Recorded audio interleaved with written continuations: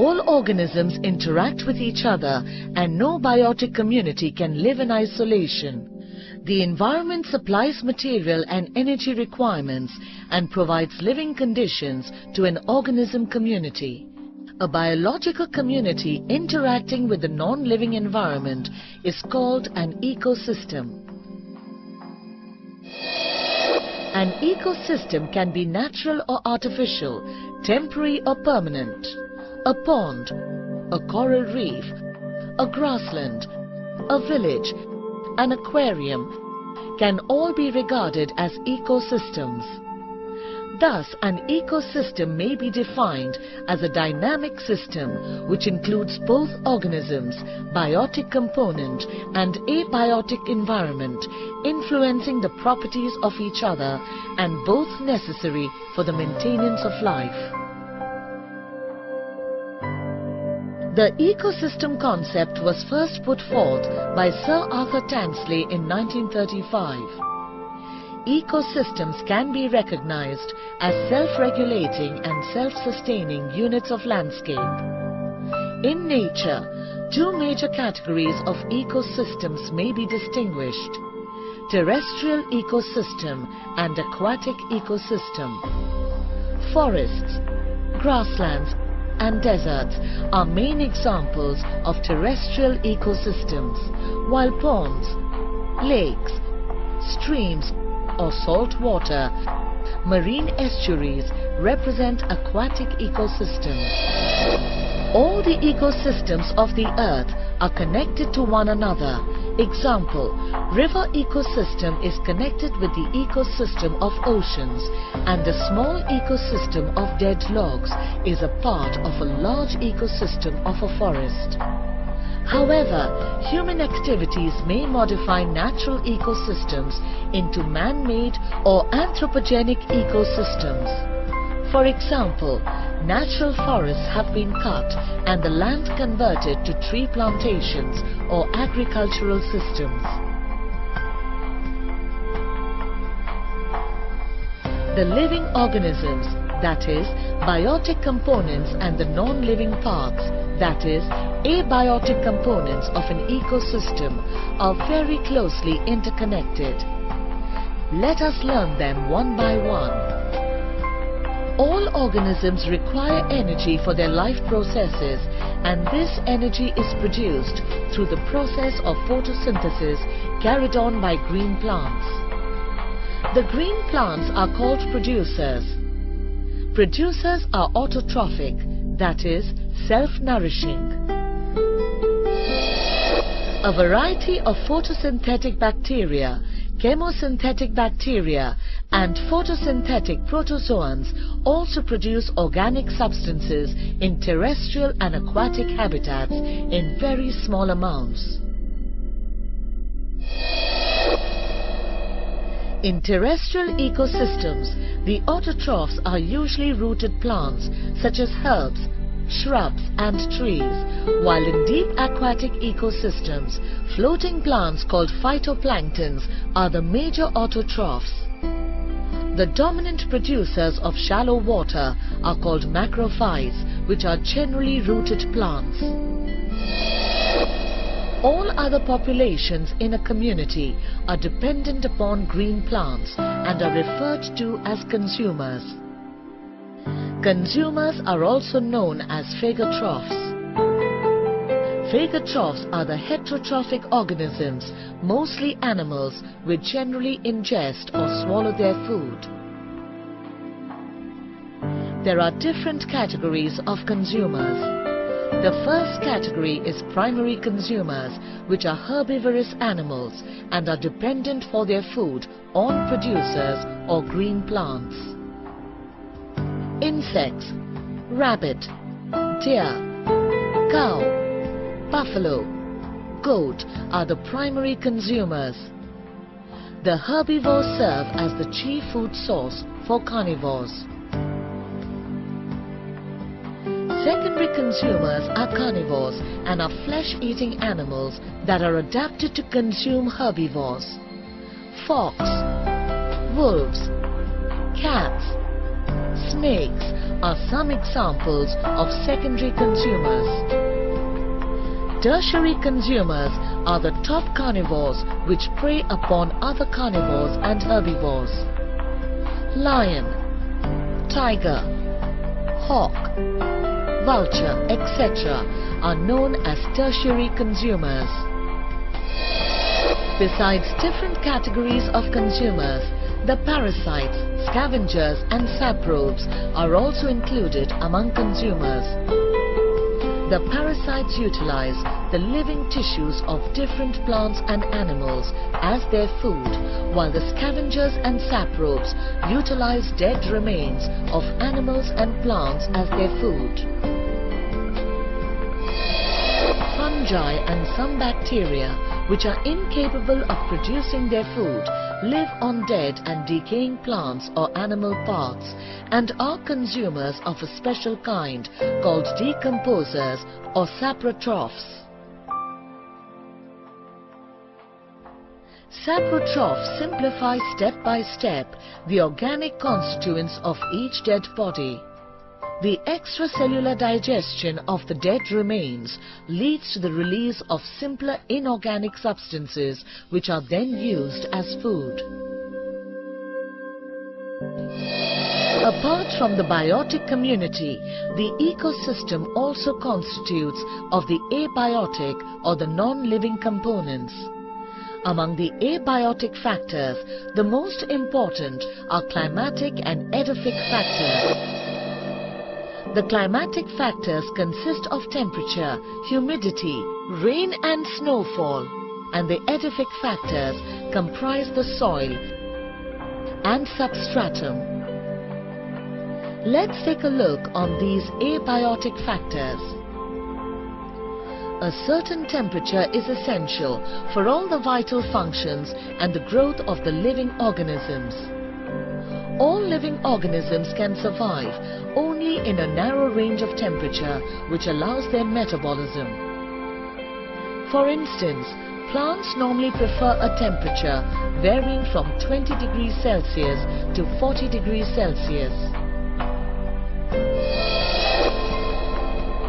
However, many living organisms develop physiological and behavioral adaptations to withstand extremes of temperature.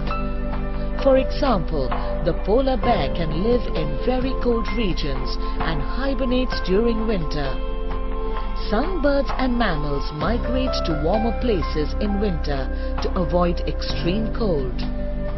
Some desert animals live inside burrows to avoid the intense heat of the desert. Without water, life cannot exist. The unique chemical properties of water make it the supporter and carrier of life, and all biological activities depend on it. Water may evaporate into the atmosphere, or it may precipitate from the atmosphere as rain or snow. It may be taken up by plant roots and become part of plant tissue, or may be frozen into a glacier or run off the land to meet the ocean. This movement of water throughout the biosphere is called the hydrologic cycle. Plants in relation to the factor of water are divided into three groups: hydrophytes, mesophytes and xerophytes. Hydrophytes are adapted to extremely wet situations.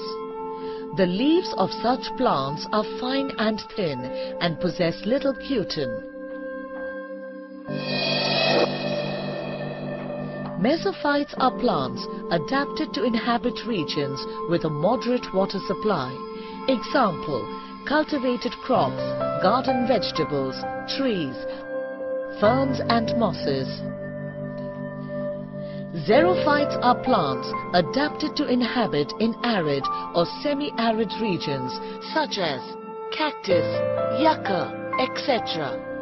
Whether an animal lives in the water or on land, the water balance in its body must be maintained. The amphibians and earthworms always live in a moist environment. Most animals obtain water by drinking.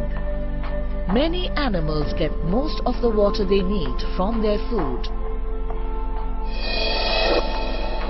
The animals which cannot actively swim live under stones or in burrows and crevices to avoid the strong water currents. The plants found in fast-flowing water possess finely divided or thin ribbon-shaped leaves. Sea anemones and limpets living in the intertidal zone of sea have sessile habit, whereas nares and some tube worms live in the burrows in soil. The seaweeds such as fucus, laminaria, macrocystis and nereocystis are found in attached condition to face the waves and water currents. The humidity of the atmosphere directly regulates the rate of transpiration and perspiration from the plants and animals respectively. Various plants and animals develop several adaptations to face dry conditions. Light is also an essential abiotic factor for photosynthetic organisms for the preparation of food on which the whole living world depends. The reproductive cycle of many species of plants is affected by the duration of light or length of day. The response of plants to day length is called photoperiodism. Photoreceptors for light are found in various animal groups. These photoreceptors, such as the pigment spots of many invertebrates, play a prominent role in the procurement of food, the avoidance of enemies, and the recognition of mates during the breeding season. Animals such as true frogs and chameleons have the ability to change their color. They do so by photic stimulation through the eyes. Relative lengths of day and night make an important factor in periodical animal migration. Some animals, such as the deer, mate in autumn when the days are short. Some animals are active only at dawn. Others are active through the morning hours, while some are active only during the brightest hours of the day. At night, diurnal forms withdraw from the scene and nocturnal animals become active. Many nocturnal animals have eyes specialized for nocturnal vision. The leaves of many leguminous plants fold up or droop at night. Another abiotic factor, that is air gusts or wind, affect the plants in several ways. It enhances transpiration.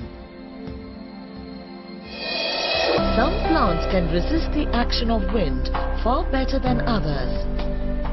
Coconut palms can withstand wind well because their leaves are cut into narrow segments with stout midrib.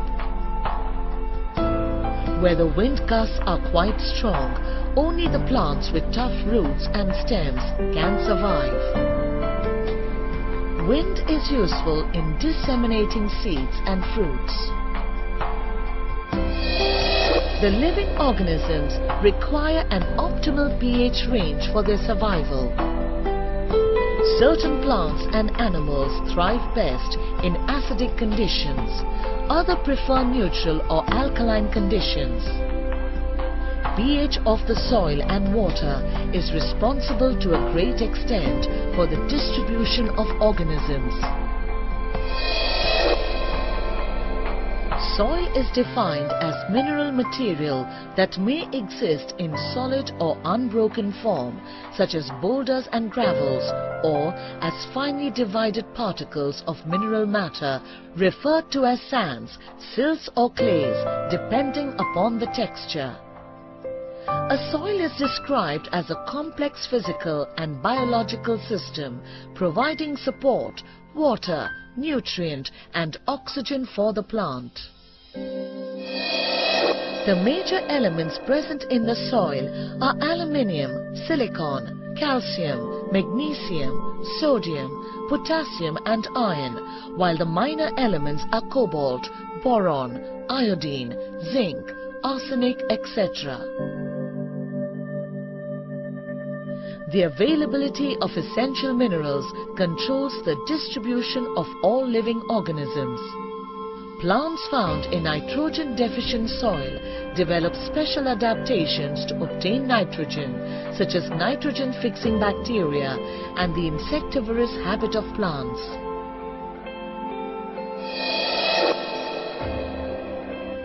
The salinity of soil or water has great influence on the distribution of organisms. Special salt-secreting glands develop in plants and animals to eliminate excessive salt. Animals living in the estuaries near the seashore have special physiological adaptations for facing fluctuations in salinity accompanying tidal rhythms. The pneumatophores and viviparii are special adaptations in the mangrove vegetation. The topography of an area is represented by physical features such as hills, plains or slopes. It influences distribution of organisms in the direct way. For example, the center and edge of a pond, top side or underside of a rock or boulder are generally occupied by different species of organisms. Sometimes the topography indirectly affects the factors such as wind, water current and light. The background of the habitat is responsible for the distribution of animals by enabling them to paint against the color, pattern and general texture. For example, desert animals like lion and the camel are sand-colored. The jellyfish and sea cucumbers are glossy in appearance, while the chameleon changes its color according to its background. To conclude, we can say that an ecosystem is incomplete in the absence of either of its two interdependent components, biotic as well as abiotic, that comprise of all living as well as non-living forms on the planet.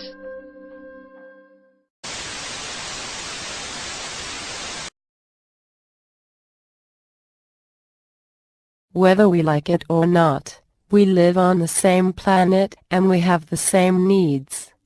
Let's start from here. Let's organize ourselves in a progressive manner. Remember, the planet Earth is much more interesting and complex than any imagination of a human being, than any story or philosophical ideas which are also extracted from the environment.